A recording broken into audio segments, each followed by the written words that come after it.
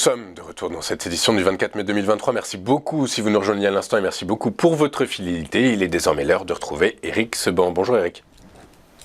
Bonjour. Bonjour, merci Eric d'être avec nous ce matin. Je rappelle que vous êtes trader, formateur et coach. Eric, la semaine dernière, vous nous parliez d'une figure technique, le diamant, qui est une figure en analyse technique de retournement de tendance. Vous nous expliquiez que la probabilité qu'elle sorte par le haut existait et était importante. Elle est effectivement, le cours est effectivement sorti par le haut.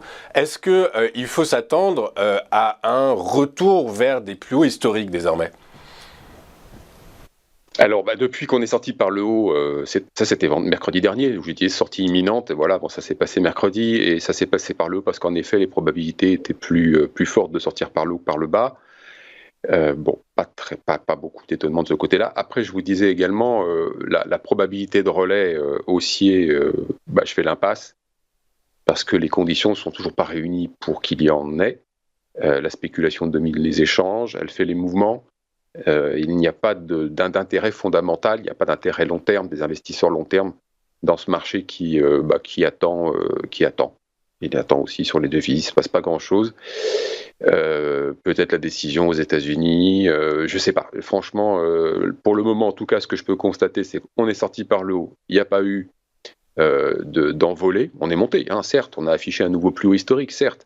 On est revenu finalement en double top avec les plus hauts de 2021, qui étaient également les plus hauts historiques du DAX. Mais depuis plus rien, on est reparti en arrière lundi, mardi, de façon assez sensible. On se replie encore ce matin, on ouvre en baisse assez sensible, 0,90 pour commencer la matinée. Bon, il y a le FOMC ce soir, donc peut-être qu'en effet, certains commencent à sortir du marché en attendant mieux. En attendant de savoir quoi, c'est bien le problème en fait, c'est qu'il n'y a pas grand-chose à attendre de ce marché. On a toujours les mêmes ingrédients, ça veut dire qu'il est toujours pas, il n'y a pas toujours ce qu'il faut, il n'y a toujours pas ce qu'il faut pour pouvoir justement monter. Les gérants sont toujours protégés, donc il n'y a pas ce qu'il faut également pour baisser.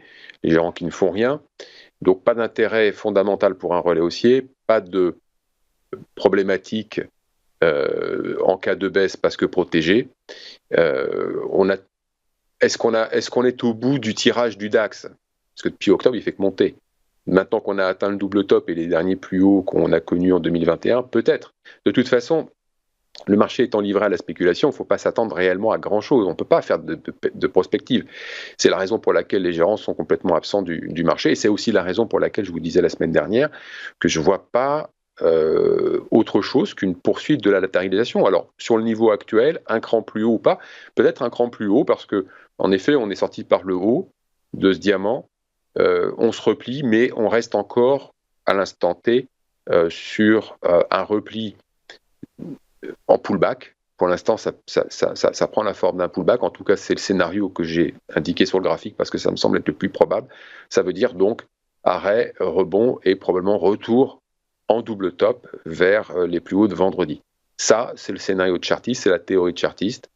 Maintenant, on va voir au gré des nouvelles comment les investisseurs vont réagir, parce que de toute façon, c'est toujours ça. La nouvelle importe peu, c'est la réaction des investisseurs qui compte pour prendre des décisions. Alors effectivement, si on regarde et si on analyse les futurs, ils ont tous les niveaux planchers ont tous été remontés. Maintenant, désormais, ils évoluent. Alors pour décembre, à horizon de décembre 2023, ils évoluent entre 16 000 et 16 900 points. Est-ce que, alors vous me dites que la latéralisation va se poursuivre, mais avec une tendance plutôt à la hausse et une hausse larvée quand même en réalité. Oui, une hausse contrainte, une hausse de spéculation. C'est-à-dire qu'à partir du moment où vous avez le marché qui monte, vous allez avoir des gens qui s'appellent des vendeurs d'options, dont c'est le métier de vendre des options. Donc ils vendent des options de baisse et ils vendent aussi des options de hausse, ce qu'on appelle les calls.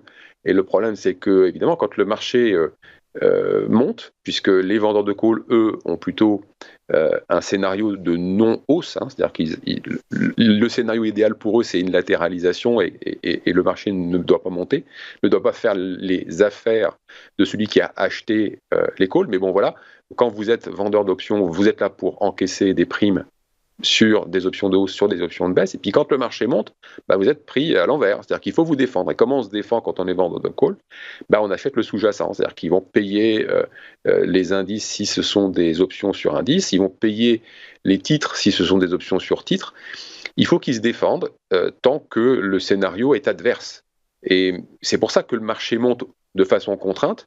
Et puis il y a aussi, bien sûr, les éternels vendeurs à découvert qui vont sortir du marché parce que leur scénario de repli ne se joue pas. Donc, vous voyez, on a des gens qui rachètent leur position parce que les ventes à découvert ne fonctionnent pas, et puis des gens qui achètent le marché pour se couvrir de positions avec un biais baissier de par leur métier. Mais il y a plein d'autres contraintes techniques sur le marché. On pourrait faire la liste, ça serait long.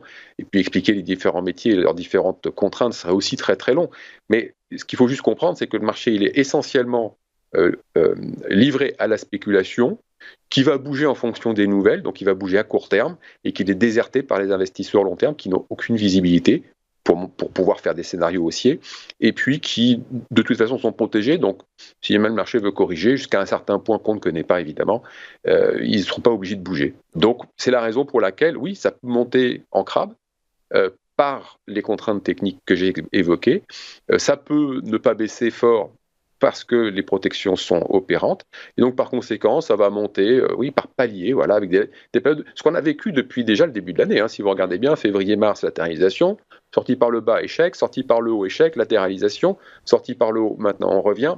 Je pense qu'on va continuer à errer de cette manière-là, parce que sur le plan fondamental, macro, géopolitique, sanitaire, on n'en parle plus, on est en manque d'idées. Voilà, le marché est en manque d'idées. On est en manque de catalyseurs. Ça me fait penser un peu aux tectoniques des plaques, un peu ce DAX entre acheteurs et vendeurs qui s'affrontent et qui finalement, par la force des choses, une plaque passant au-dessus de l'autre, la tendance est haussière, mais minimalise, en tout cas minimaliste. Merci.